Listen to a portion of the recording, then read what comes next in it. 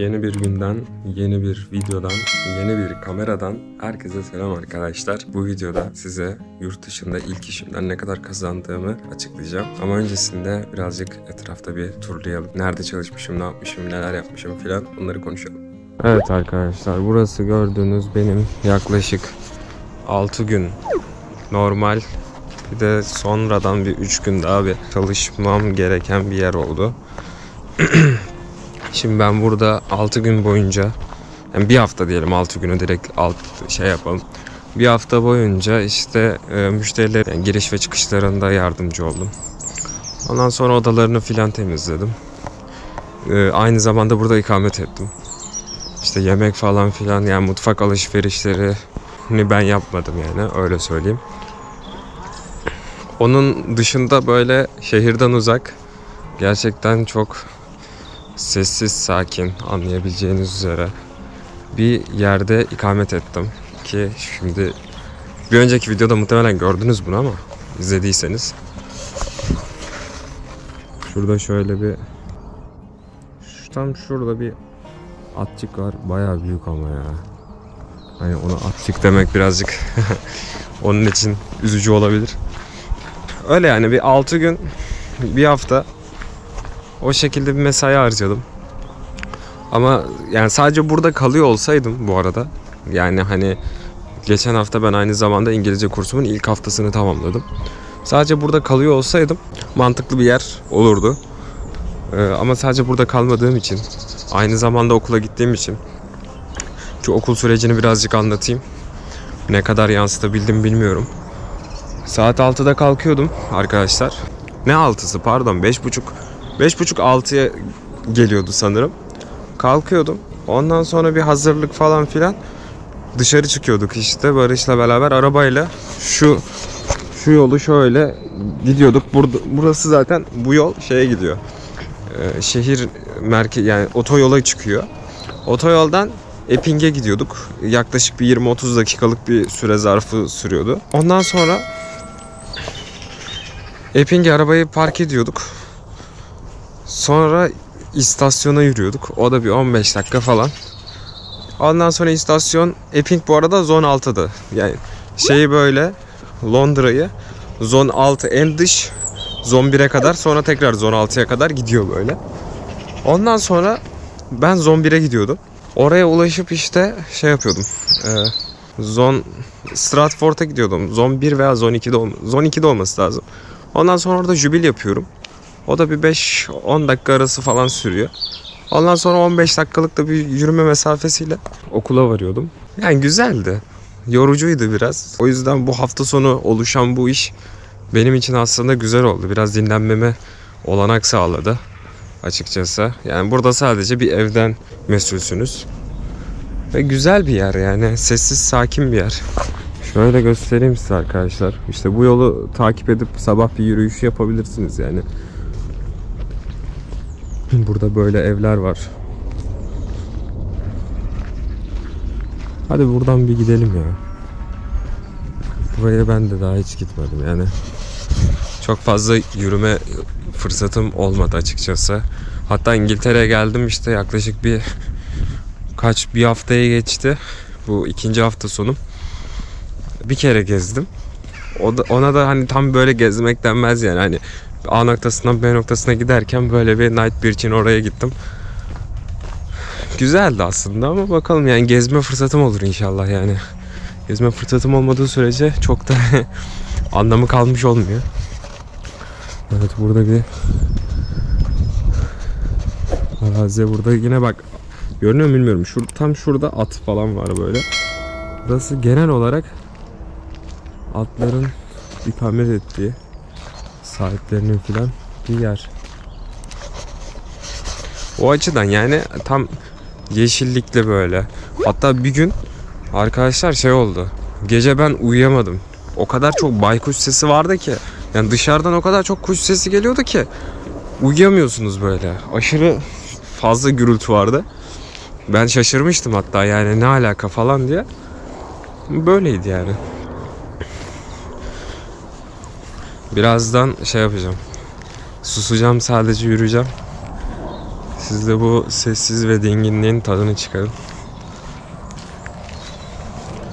Ama şimdi ben bilinmezliğe doğru gittiğim için bence ben geri dönmeliyim buradan. Çünkü burası çıkmaz sokağa çıkıyor. Yani başkalarının özel alanına giriyor.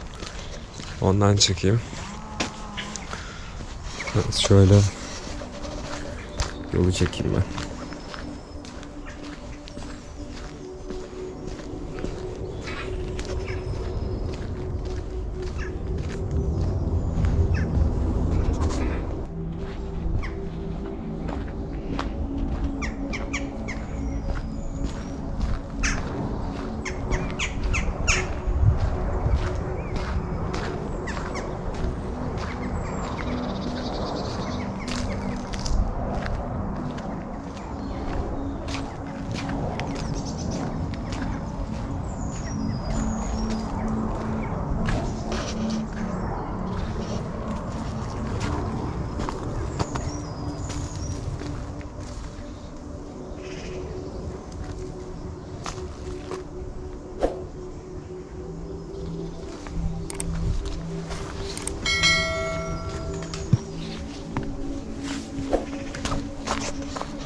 Ya burada public football yazıyordu. Şurayı bir kapatmışlar ama buradan bir geçtim çünkü atlarla yakın temas halinde olabiliriz.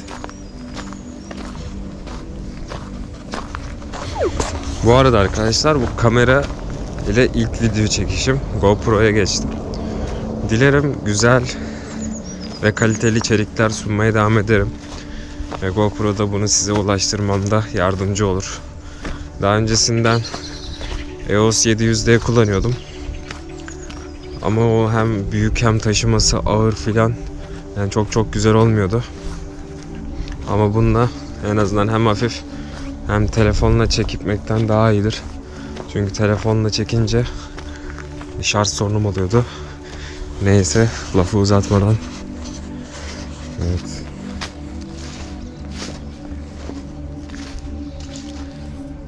Burada böyle büyük atlar.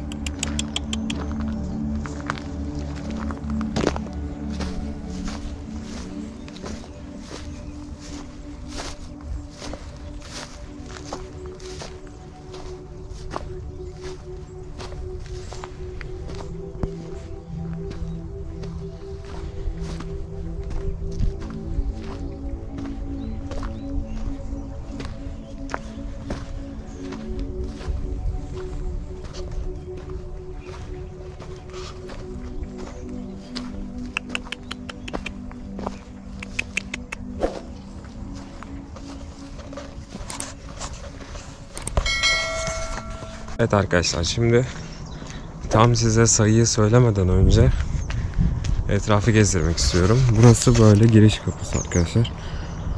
Evimiz burası. Burada yan bir başka bir ev var. Burada üst katta 4 tane oda var. Bu odalar Airbnb'den kiralanıyor. Günlük, haftalık, aylık fark etmeksizin. Ve ben bunun işte check-in check-out'unu yapıyordum. Odalarını temizliyordum. Çarşaflarını yıkayıp ütülüyordum filan. O şekilde. Şöyle bir bahçesi var arkadaşlar. Ondan sonra burada şöyle bir Charlie'miz var. Charlie benim yoldaşım bu iş konusunda. Burada böyle bir oturma alanı falan var. Burada bir ufumuz var. Öyle arkadaşlar, yani şimdi son olarak madem videonun başlığını yapmışız, bitirelim. Ben burada dediğim gibi bir haftalık bir çalışma geçirdim arkadaşlar. İlk işimdi. Ve bunun sonunda 200 pound kazanmış oldum. Bu 200 pound tabi bir hafta için aslında baktığınızda, hani ilk haftamdı bir de benim, iyiydi. Yani şöyle iyiydi. Hem alışma sürecinde hem konaklama yerimin güzel olması sebebiyle güzel bir deneyim ve ara bir geçişti. Çünkü ilk hafta ben çok baş ağrısı çektim. Jet lag'dan dolayı yani alışamadım bir türlü. Tabii bunun da bir geçişi olacaktı tabii. Onun haricinde eğer ben burada kalıyor olsaydım, yani ikamet olarak da kalıyor olsaydım, kalıyordum ama hani aynı zamanda başka bir yere kira da ödüyordum. O da haftalık 75 pound veriyordum. O yüzden yani güzel bir deneyim ve ilk iş videomdu. Şöyle bir yerimiz vardı işte. Yani baktığınızda şöyle bir bahçesi falan güzel oluyordu. İşte burada son hafta sonu muhtemelen. Hafta sonunda çalışıp ondan sonra çıkacağım yeni işlere, yeni videolara, yeni konulara, dilerim yeni gezmelere, her şeye devam edeceğiz. Yani bu videodan aktaracaklarım bu kadar arkadaşlar. Umarım güzel ve beğendiğiniz bir video olmuştur. Kanala abone olmayı, beni beğenmeyi, videoyu paylaşmayı unutmayın. Kendinize iyi bakın. Görüşmek üzere. Bay bay.